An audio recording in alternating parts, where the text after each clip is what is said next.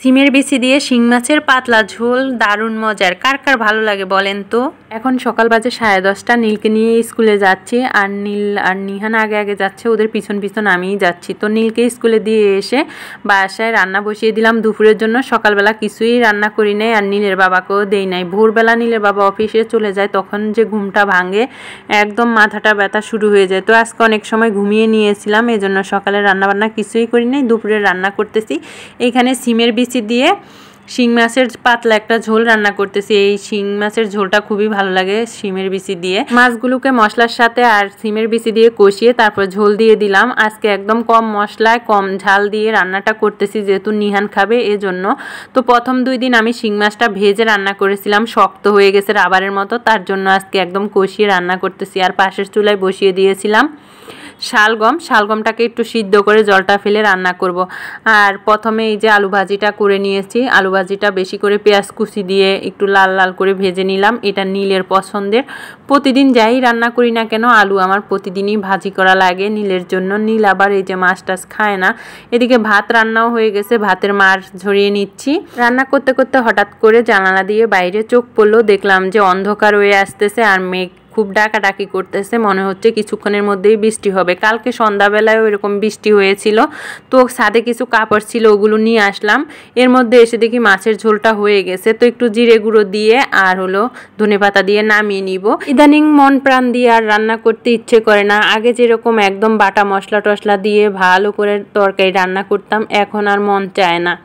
আসলে এখন ওই যে গুঁড়ো মশলাটা দিয়ে রান্না করি, ঝটপট রান্নাও হয়ে যায় আর আমিও একটু স্বস্তি পাই। আমার ডান পাশে একটু সমস্যা, এজন্য বাটাবাটি করতে গেলে আরও সমস্যাটা বাড়ে, সেই কারণে এখন গুঁড়ো মশলা ইউজ করি। আর তাছাড়াও বাটাবাটি করে রান্না করতে গেলে অনেকটা সময় চলে যায়, এই কারণে এখন জিরের গুঁড়ো ধনে গুঁড়োই ইউজ করি। আগে বেটে মশলা ইউজ করতাম, তেল ঝালের পরিমাণটাও বেশি দিয়ে রান্না করতাম। এখন আর তেল ঝালটা কমেই দেই, কারণ নিহানও আমাদের সাথে এই তরকারিটা খায়, তার জন্য ঝালের পরিমাণটা খুবই কম দেই। মাছের ঝোলে যেহেতু মরিচ কম দিয়েছি, একটা বোম্বাই মরিচ দিয়ে দিলাম নামানোর আগে, এতে করে ফ্লেভার হবে আর বোম্বাই মরিচটা আমরা ভাতের সাথে খেতে পারবো, আর নিহানেরও ঝাল লাগবে না। মাছের ঝোলটা হয়ে গেছে, নামিয়ে নিলাম।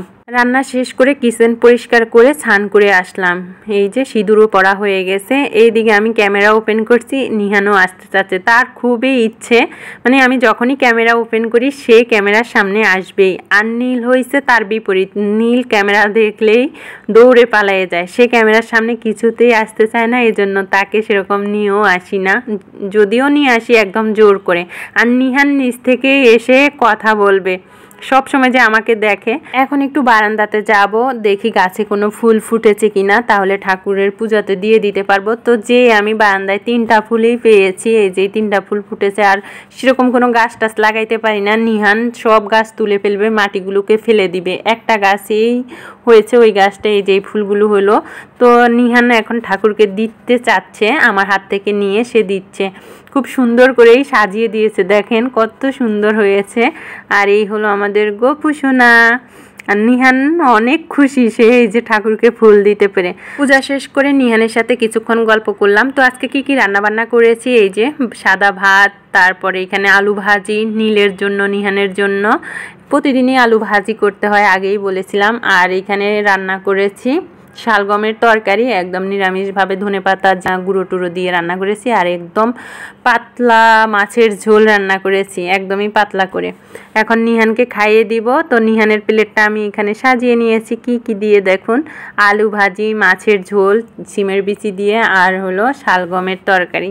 তো এগুলো দিয়ে নিহানকে খাওয়াবো। তো আরেকটা মজার কথা বলি, নিহানের যখন মানে ফোন দেখতে ইচ্ছে করে, আমি তাকে ফোন দিচ্ছি না, তখন বলে কি আমি ভাত খাবো, আমার খিদা লাগছে, মানে তখন যে ওকে ফোন দিব আর ফোন দেখে দেখে খাবে, ফোন দেখার জন্য সে খেতে চায় আর কি।